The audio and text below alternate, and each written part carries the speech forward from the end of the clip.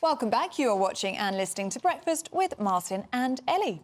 And you want us to go through some of today's big headlines now? Is the author and journalist Susan Holder and the broadcaster and lawyer Andrew Eborn. Good morning to you both again. Susan, let's start with a bit of showbiz. Well, it's not just showbiz, it's The Crown. Well, that's the thing, you see. Everybody's talking about Lady Diana's performance. Yes, so basically that is the problem. It's gone showbiz in as much as they're rewriting history, aren't they? Now, I loved The Crown. I watched the first few series. I stopped watching it when it started to get, I felt, into the more modern-day royals, the ones who are alive now, the ones who actually have to, you know, kind of go out in the world and do their jobs, while The Crown actually is rewriting history. Now, I'm a writer, and I've written about real people in my books sometimes. I actually wrote a book that involved Paul McCartney, and I felt so kind of responsible about that. I emailed Paul McCartney to tell him what I'd written about and told him that I'd, like, done it with respect or whatever, and he replied and said that was all good. You got Paul McCartney's email address? Well, I knew somebody who had it, and I sent him an email, and then the next day he replied and said, this sounds fab. But I just felt a responsibility as a writer that I was writing about somebody who was out there in the real world and who lived. And actually, I think you've got to be very careful. And what they've got in the new series coming up, they've obviously got to the Diana point in the story, and they've had her come back as a ghost and stand behind the Queen, played by Imelda Staunton, and the Queen apparently says to her, oh, it's nothing short of a revolution that you've started, and the Princess replies, that was never my intention. Now, did she do that? No, we know she didn't, because Diana did not come back and talk to the Queen as a ghost, and I don't think the Queen stood in the mirror talking to Diana as a ghost. And if we're starting to do things like that, I think we're playing with history, and people will believe, and obviously may not believe that scene, but all the words they put into people's mouths. It's a drama, it's artistic licence. Is it artistic licence when we're talking about historical things? I think drama has a very, very useful point of helping us understand the world we're in. I actually wasn't sure about the whole Savile documentary that we were talking about, Steve Coogan, earlier. I did watch it. I actually thought it did have a point. It did have a useful way of getting that story over. It was done very responsibly, I felt. You have to take a line on that, I think. OK, Andrew, what do you make of this? I'll tell you what the problem is that you're mixing what's supposed to be a brilliant drama, which is what it is, historical fact with fiction. And I've had the pleasure of interviewing with Paul McCartney and various others, but also Charles Spencer, Diana's brother. And basically, the biggest problem that they have is exactly that. It's a fantastic series, but as soon as you start blurring it, that's when it devalues it. So I'm against it on that sort of principle. I think keep to the actual facts, because the facts are pretty stunning themselves. Now, that moves us nicely on. Talking about bringing things back to life, the Beatles' new music, Andrew. I'm incredibly excited about this. I heard the original demo tape. It's from the same session as Free as a Bird. I think this is going to be an amazing thing to bring the Beatles back to life. Tell us more. Absolutely. As you know, I'm a futurist, back to the futurist, so I speak around the world about the joys of artificial intelligence. Beatles get back to the future. So what's happened is they've found this old recording of John Lennon, and they're going to basically take his voice, and it's going to be released next week, and it's going to be the very last single of the Beatles. And what it does, it shows the fantastic use of this sort of technology, where you can recreate and basically enhance those sort of things accordingly. I think they're using the word artificial intelligence, though, is worrying people, because they're thinking they've recreated John's voice, and that isn't what they've done at all. It's really John Lennon. It was a recording found by his widow, Yoko Ono, and handed on a tape labelled for Paul, to Paul McCartney, and now they've got the technology good enough. I mean, you know, pulling people's voices out on strands isn't a new form of thing in music, but this technology has helped us to get the proper And you're absolutely right. Quality. Actually, it was a lot of things. It was Peter Jackson who did that brilliant sort of series where they're recreating, dusting off all these old recordings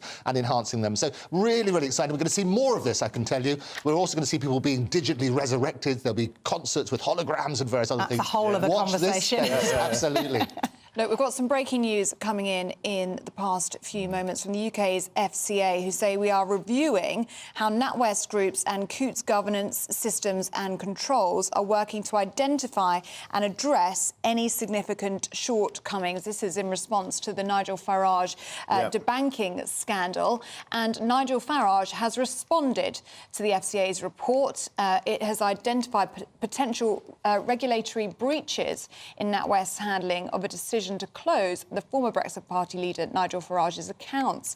Nigel Farage has said that the report has whitewashed the decision to close his accounts at Coutts Bank and was a very mealy-mouthed approach to this complex issue. So we have our wonderful panel with us now, Andrew Eborn and Susan Holder. What's your response to this? Susan, let's start with you. Well, I mean, I think previous to this, there hasn't been an awful lot I've agreed with Nigel Farage on, but I think he's actually done the country an amazing service by raising this and getting it the profile it has, because who knew that you could have your bank account taken off you? And so many people, other than Nigel Farage, had it happen to them and didn't want to go public on it because they found it actually quite an embarrassing thing, and because it just looks like you don't have enough money in that particular bank account, or it's something quite shameful, which of course it isn't.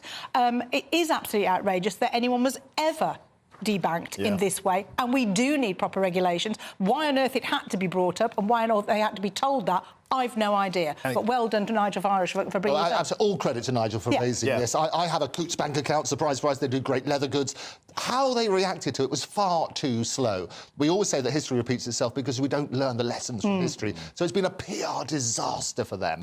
And it's quite right, they've come out with this. I think it's been taken a bit too long. Yeah, I mean, I'm just reading through Nigel Farage's statement now, who says the report is inconclusive and ignores the elephant in the room. He says what matters now is the next steps that the FCA, which is the Financial Conduct Authority, the regulator of this industry, does about this scandal. I suppose that's where this goes next, isn't it? It's also what happens. How do we stop this from happening again? And absolutely. And Nigel Farage, luckily for him, had a very good platform on which to raise this and get people. And as soon as he did, you can't find many people who will argue with him on this point. But other people don't have that voice. They don't have that platform. What are they to do? And if your bank just kind of... And nowadays, it's not like you can live on cash.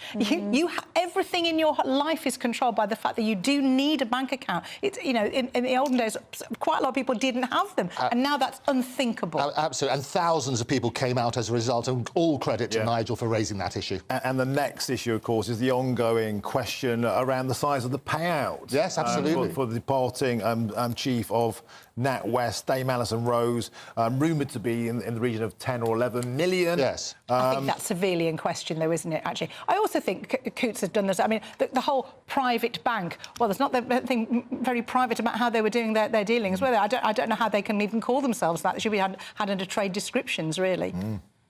Well, we will be reacting to this story throughout the day on GB News. Hopefully we can talk to Nigel Farage a little bit later on. We've only got about 20 seconds left. So, Andrew, do you want to tell us in 20 seconds about bed bugs? Well, I will. The mum has found bed bugs in a Butlin Skeg nest, which is quite extraordinary. And worst of all, this was actually in a gold apartment, so heaven knows what was going on in silver, I've just come back from Cannes, where they had a similar sort of problem. Lots of bed bugs everywhere. Even in Cannes? I travel, more platforms than Paddington. It's going to be good. But it's everywhere. It's a big issue. We've got some tips we'll tell you later on. Maybe if we haven't got time now, I'll come back and tell you some tips to get rid of bed bugs. So stay tuned for top tips. Yeah, stay tuned. It's all here. Susan and Andrew, really good to see you. Do stay with us.